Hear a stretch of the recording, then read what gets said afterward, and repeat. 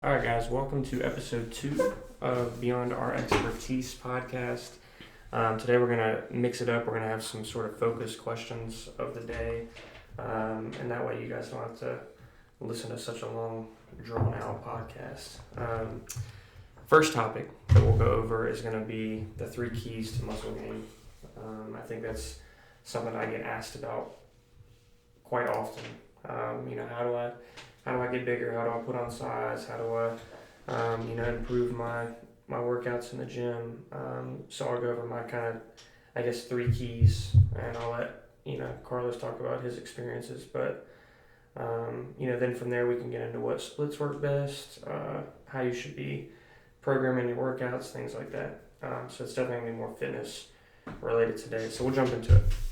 So the first key for me, as far as muscle gain is concerned, I'm going to say is diet 100%. Not to say that I have a great diet or that I eat well all the time, but if you want to get bigger, I think the most important thing you can do is eat properly. And I work at a gym, I do personal training, so that's something I feel like I harp on a lot these days. But if you want a car, to drive the farthest it can or to get the most out of an engine in a particular model, you got to put the right gas in it. If you buy a diesel engine or diesel truck, if you put regular gas in it, it's not going to run. It's going to mess the engine up. So it's the same idea. If you want certain results from our body, you should look at it more like a machine.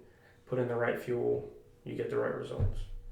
And that's just kind of key one. I don't know. So what was your definition of diet? Like, what does diet mean to you? Yeah, I feel like that's tough. To me, it's basically just making sure I get the right amounts of certain macronutrients. So, it's kind of laughed about in certain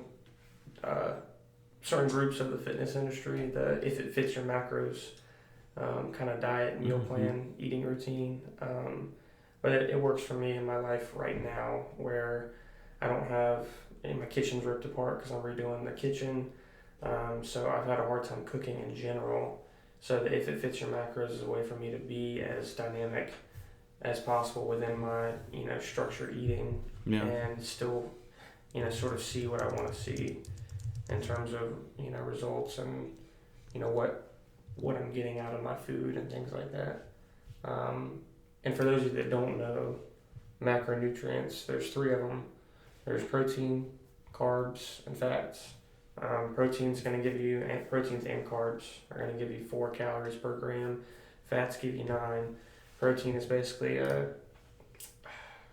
protein does a lot, but what it's, most often cited to do is the building of muscle.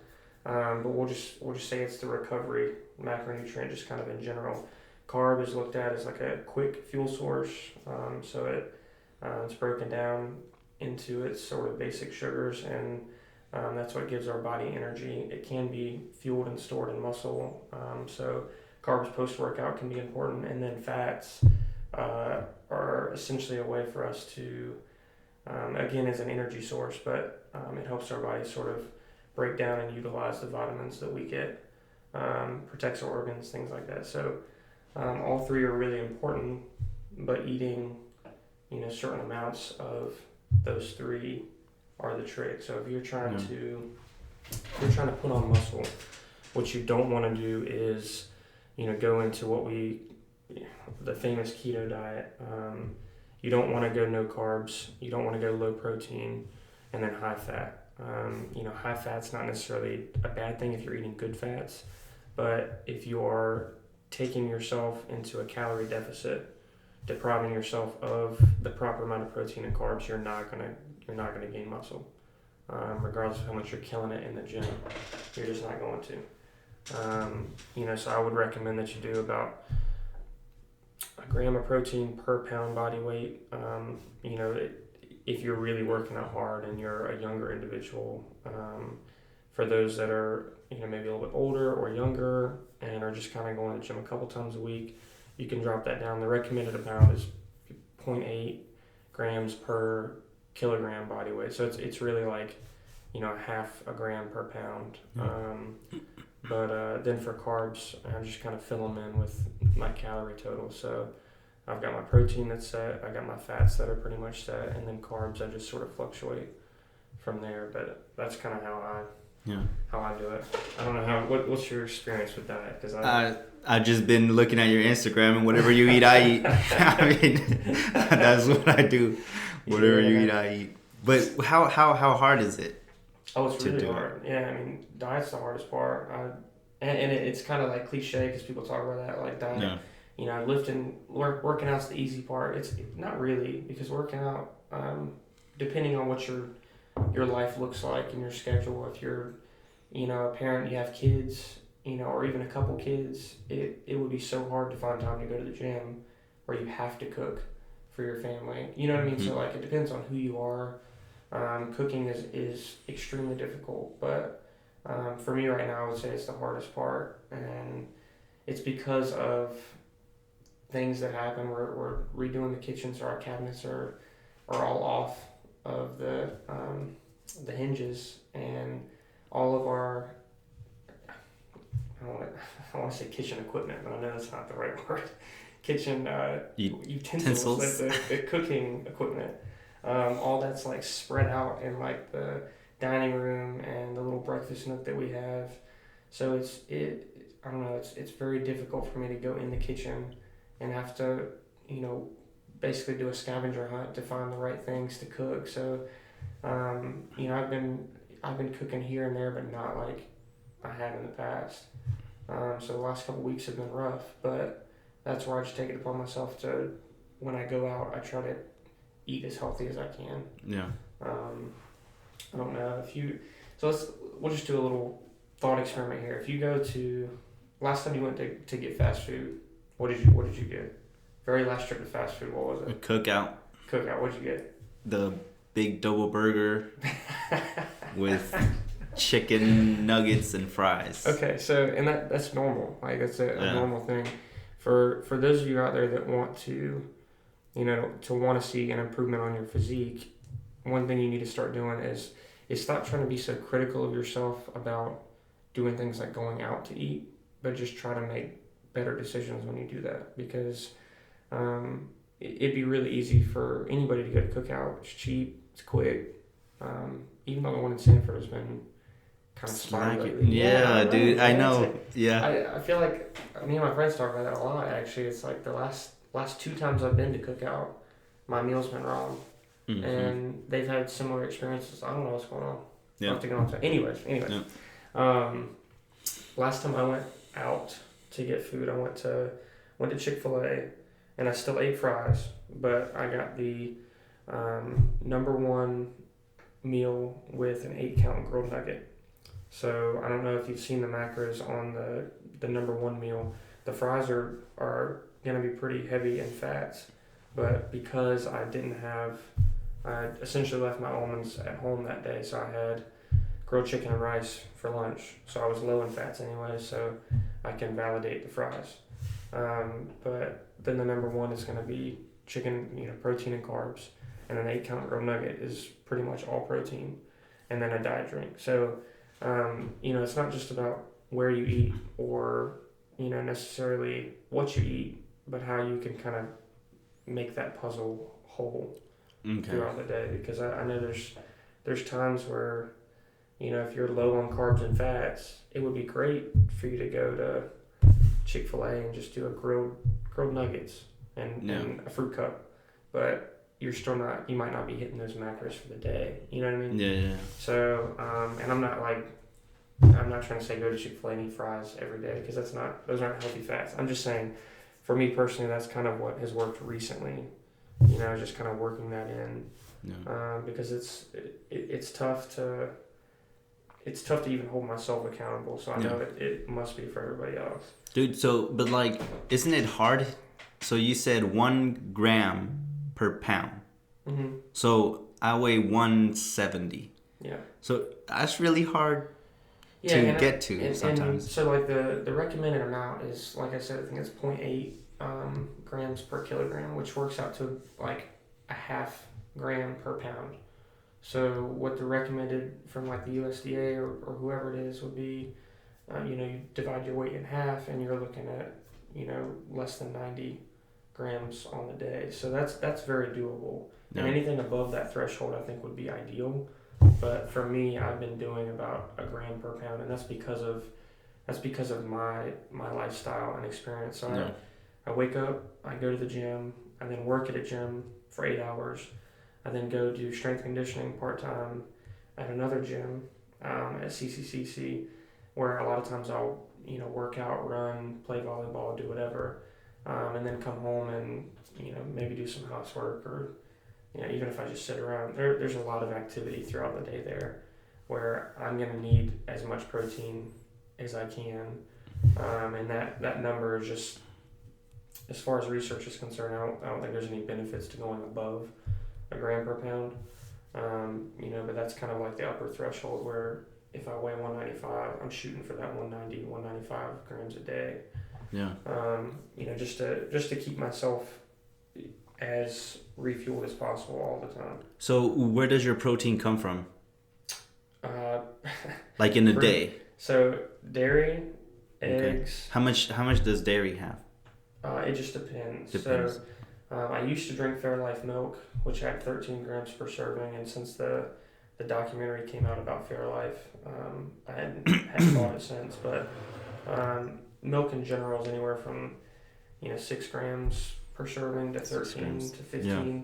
Cheese is about 6 grams per serving. So in a day, so you'll have milk, and that gives you around 7, 8. I hadn't had milk in a while. Oh, okay. Let's say if the whole Fairlife incident, before it happened, pretty much my standard routine every day was 2 servings of Fairlife on the day, and that's 26 grams of protein 26. Right there. Okay. I would have 2 to 3 servings of cheese, which is anywhere from 15 to 20 grams right there. I'd have 3 whole eggs, 3 to 4 egg whites, which you're looking at, again, 30 to 40 grams of protein. The bagels that I like to eat have 8 grams of protein per serving, and I do 1.5. So you're looking at 12 right there. Cream cheese.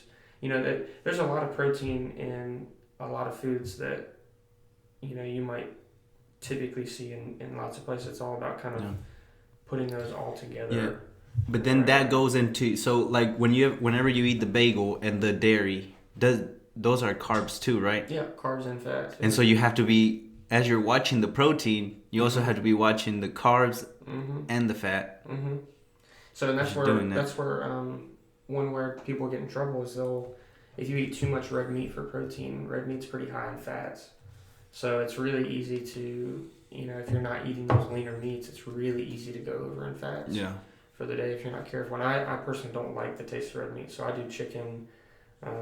Chicken is probably my main meat source, turkey, things like that, the leaner meats. But because of that, I have to substitute with fats, and I eat a lot of almonds and cashews, to make up for that, and cook my chicken with olive oil, things like that. But diet is tough, but it is definitely like a key to, muscle gain and hypertrophy, and realistically just results in the gym. Yeah. And I'm going to say the second, and we'll say that this isn't necessarily in any specific order, but we'll say the second key to muscle gain is going to be volume. And I'm not, I got to be careful when I say this, because a lot of people might hear this and think like, okay, I need to hit chest as much as I can during the week. I just think you need to track your volume.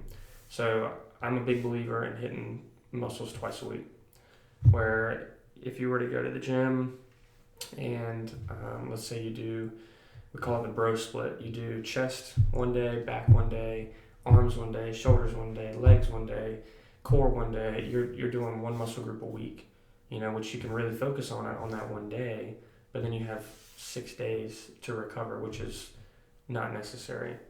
And then also when you're doing chest, after 3 or 4 exercises, if you're really using max effort, doing as much as you can, the rep scheme that's challenging to you, doing 5, 6, 7, 8 exercises for chest is unnecessary. Mm-hmm.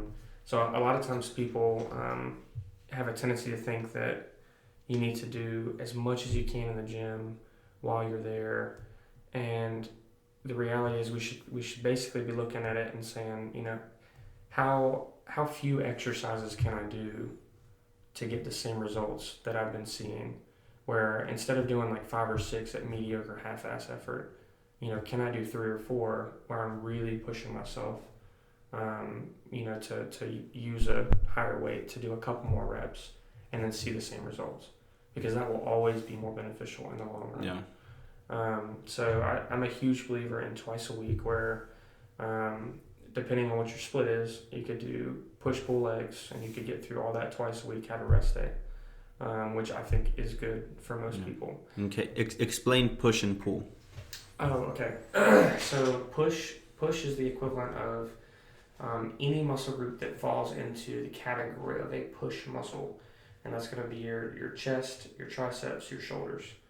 So on a standard push day, you might hit, you know, heavy compound for chest with an accessory for tricep, heavy compound for shoulders, accessory for chest, and then supersets from there to where you hit all 3 of those muscle groups. A pull day is going to be back and biceps, basically. Back is one that I feel like is, that's probably for another podcast, but back is a tough muscle to hit, a muscle group to hit, because there's so many.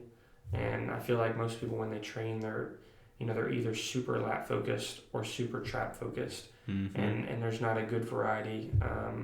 You know, and then I think people have trouble hitting their posterior delt and the rear delt. You know, where to fit that in. Do you put it on back day? Do you put it on shoulder day? But that all kind of goes into programming. And then legs, of course, legs. If you do that twice a week, if you program it correctly, you're hitting all your major muscle groups. You know, you're doing your heavy compounds throughout the week. You still get a rest day. You're going to get way more volume in than you would if you just did chest one day, back one day, arms one day, shoulders, legs. And that volume is going to be the key to muscle growth. Because if you don't, you know, our muscles respond, our body responds to that stimulus. And without any type of stimulus to adapt to, there will be no adaptation. Yeah. So, and that's all muscle growth is the body basically says, damn, you're pushing heavy weight. I need to grow a little bit, keep up. So, you know, that would be, I think, my key. But that's specifically to muscle growth. So like for you, where you're doing more of the CrossFit style lifting, you know, you're probably, your first goal probably isn't like to grow the chest. You know, it's probably just to be more healthier, to be like better at certain events. You know what I mean? So that split, that programming is specifically towards or focused for muscle gain. Yeah.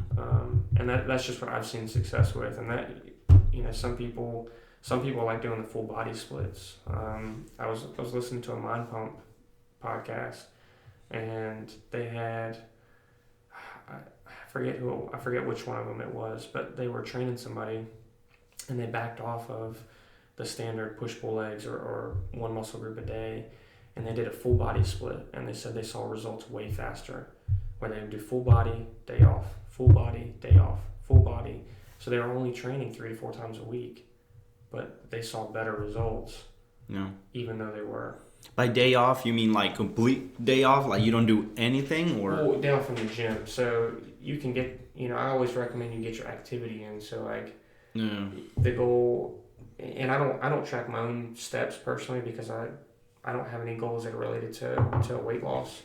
But anybody that's trying to change your physique and cut down on weight or calories in general, tracking your steps throughout the day is a great way to do it. Yeah. And that's separate from the gym. You know, we're focused on activity level throughout the day.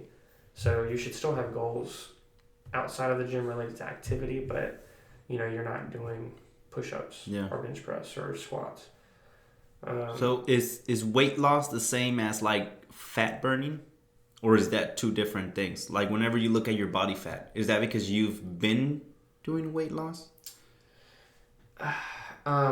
Potentially, yes. I think fat loss or fat burning is an overused term, where a lot of times people associate with people talk about fat burning, and they have this misconstrued idea where you can literally like point at fat on your body and be like, all right, I'm going to do 10 minutes on the treadmill, and this is going to get smaller. Yeah. You know, and it's just not how the body works. So fat is just like storage. You know, if you think about just storage over time, when you cut down on calories, you go into that calorie deficit, your body is going to eliminate all of that storage at once, but not in specific areas. So you might be cutting, you know, down on your body fat percentage. You're also going to be cutting down on, you know, if you're not eating properly, you can lose muscle through intense extreme activity. And that's like the people that do those super long hikes or bike rides where they get done and their muscles have atrophied.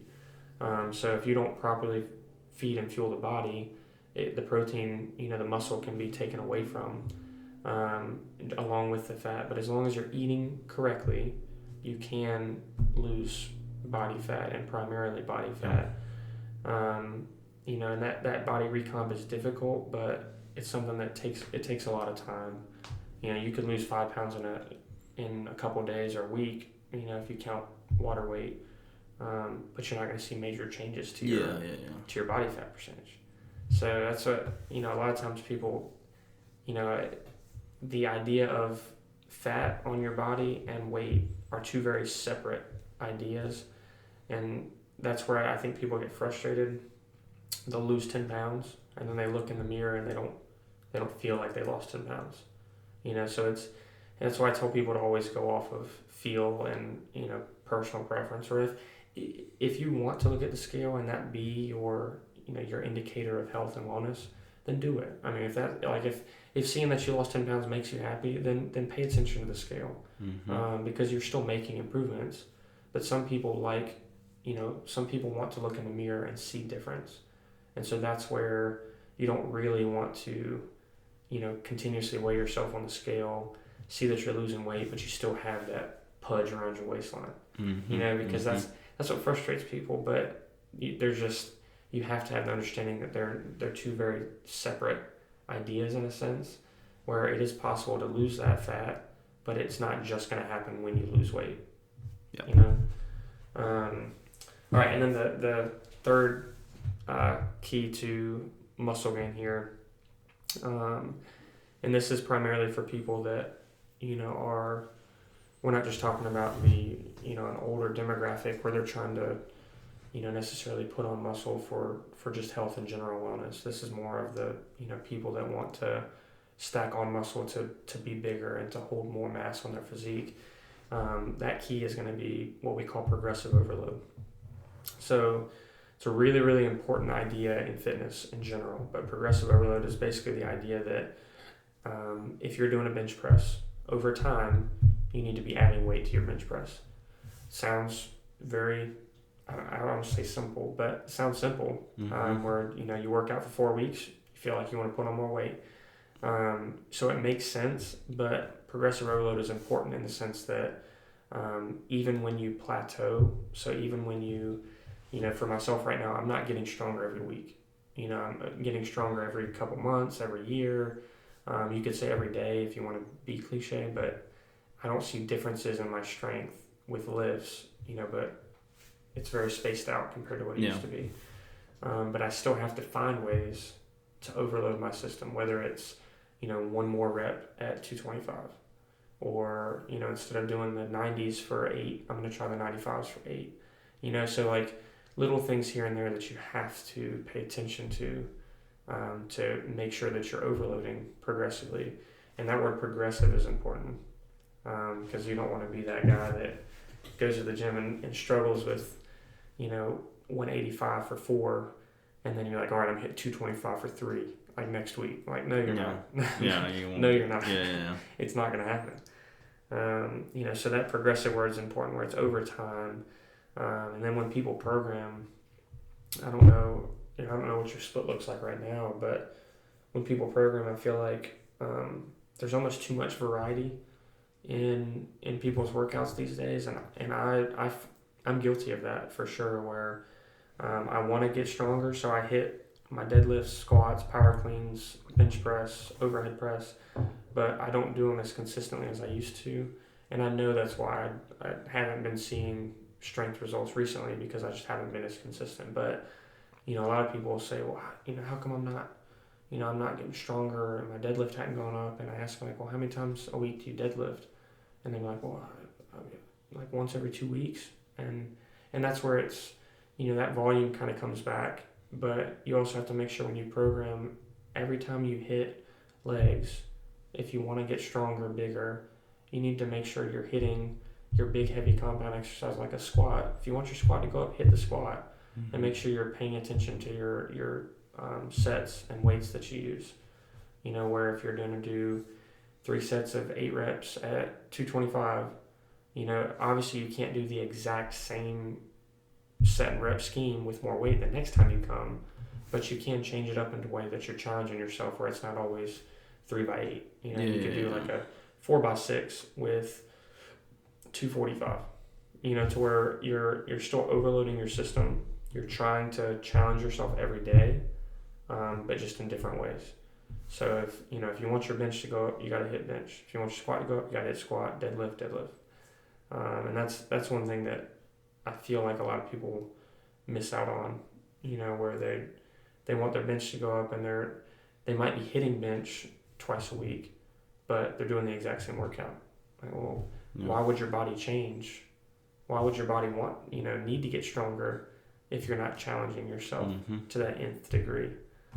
So, and that's what I try to remind people of that also, when I get in the gym and I'm working, because I see a lot of people that work out and they do so consistently, but they always look really comfortable when they're in the gym.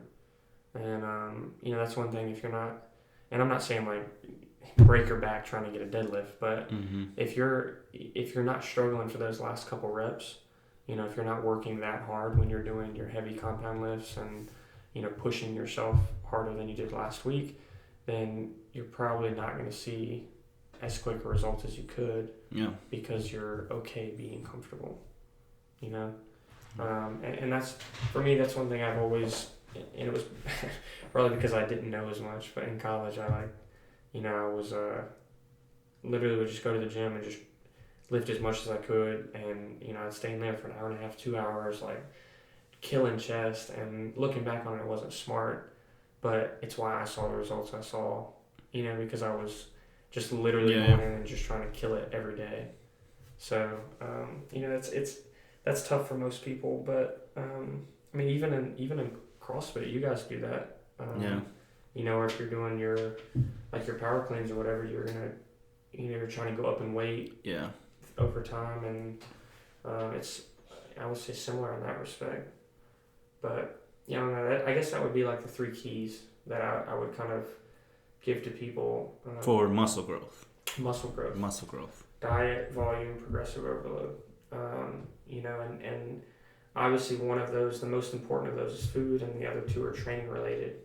But they're all so important to each other, where if you're missing one, then the equation doesn't work out. You can kill it in the gym, perfectly track volume, overload, every couple weeks, and then your diet's bad, it's not going to work, and vice versa. So, if your diet's good, the volume's good, but you're never challenging yourself, with that progressive overload theory, then you're not going to see those results that others might. So, that's kind of like my 3 keys, but that's based solely on my personal experience, and your keys are going to be different than mine, and Tim down the street might have different keys to muscle growth, and his might be cutting the grass twice a week. You know what I mean? So it's all different. But dude, well, you're my personal trainer on Instagram, so I just copy everything you do. I'm like, okay, this guy's doing this, I guess I'm doing that. And then that's how it goes. I've had a good time with the Instagram. Just here of late, it's fun because I feel like I'm, I can educate, but I learn so much from Instagram. It's pretty awesome, and we'll put up our Instagram the link pages right here. Yeah, in the bottom. We'll put up the link. Make sure it's like in the comment section and stuff too. But so recap for muscle growth, so we can finish this one off. And we'll go ahead and move on, because I think we're hitting that threshold for time. 3 keys for muscle growth for hypertrophy. you've got your diet, and that's making sure you're eating the proper amounts of calories, but then more specifically getting your proteins, the right carbs, fats, and then the healthiest versions of those 3 macros throughout the day, consistently.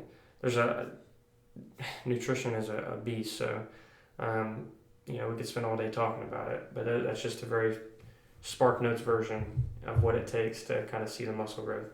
The second key is going to be volume. So make sure that you're not necessarily just tracking volume, but you're hitting your muscle groups a couple times a week. You're not getting a workout in, and then 2 days later your chest is fully recovered, and then you wait 4 more days to hit chest again. Get in that volume, and don't train sore, don't overdo it, try not to overtrain. But if you're a young person and you can do a push day and be fine 2 days later, there's no reason you should wait a whole week before you hit the next push. And that's just for muscle gain. And then the third key is going to be progressive overload. So if you want to see the gains and for strength and muscle growth, you need to make sure that you're challenging yourself in the gym as far as lifting weights are concerned. And that is definitely a key principle to strength gain, as well as muscle growth. But for hypertrophy, those two things are interconnected. That's why powerlifters that have a different physique, but they're huge. You don't see powerlifters that are very scrawny anymore, and you don't see bodybuilders that come through that can't out squat you or out bench you in the gym. It doesn't happen. So strength and size are interconnected. And it's that correlation is heavy in the sense that when you're bigger, you're stronger. When you're stronger, you're bigger. So I kind of think that is a key principle to both. But those are the 3: diet, volume, progressive overload. It's a difficult thing to master and to program and plan, but it's just something that takes time. It's taken me 6 years to get comfortable with, to be fair, to get comfortable with programming and my diet, in the sense that I feel like I now know I'm doing the right things, where a couple years ago I was doing good things, but there was still a lot I had reservations about because I wasn't educated enough. So those are 3 good places to start if you're trying to see some changes to your physique, trying to put on some size. But again, do what works for you. Do what works for you, because if eating less nutritious food and working out less often is the key to your muscle growth, which I highly doubt it's not, then do what you got to do. Yeah. Do what you got to do. All right. Well, this has been the second episode of Beyond Our Expertise podcast. We are going to film the third one very soon, so stay tuned. Please, if you liked, please leave us a comment, shout us out, let your friends know. If you want to hop on the next podcast, all you got to do is let us know, because we're open to pretty much any guest that wants to come in and talk about things, even outside of exercise and gym. If you want to talk about anything, just come through, because that's what this is here for. It's a platform to discuss and have conversation. It's not always just about fitness, because our podcast, like it's titled Beyond Our Expertise, we plan on talking about a lot of stuff outside of the standard, the norm. So all right, y'all, we'll see you next time. Peace out.